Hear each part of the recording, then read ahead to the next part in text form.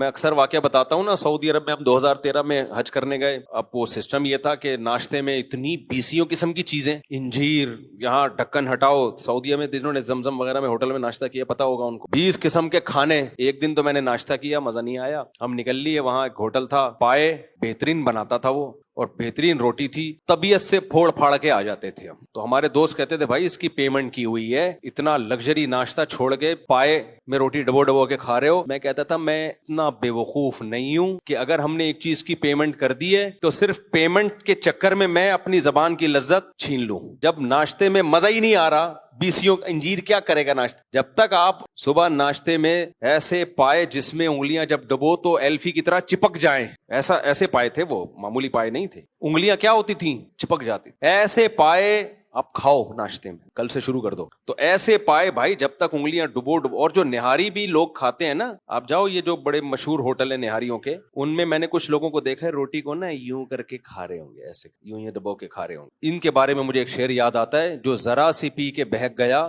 اسے میں کدے سے نکال دو, یہاں اہل ظرف کا کام ہے, یہاں تنگ نظر کا گزر نہیں. یہ نہاری کھانے کے قابل نہیں, ان کو نکال دو یہاں سے. نہاری بھی جب ہوتی ہے گرم گرم نہاری, اس میں ڈبو کے ہاتھ پہلے صابن سے دھو لو اچھی طریقے سے, کیونکہ سامنے والے کو گھن آتی ہے. پھر ناخن بھی کٹے ہوئے ہونے چاہیے, ان میں میل نہ گھسا ہو. اس کے بعد جب تک اس میں لقمہ ڈبو کے پورا ایسے بھر کے نہیں کھاؤ, مزہ نہیں آتا. تو یہ تمیز سے کھانے کی چیز ہی نہیں ہے نہاری.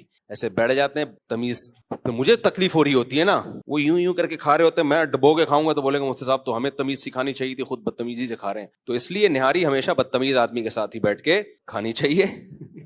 تمیز وال سے آستینیں چڑھا لو, اور پھر اس میں پھر چٹپٹا لیمو ویمو مرچیں لگ رہی ہوں, ہل رہا ہو آدمی, پھر نہاری. ورنہ پھر بہتر ہے گھر میں کھا لو, جو تمیز سے جو گھر میں کھانا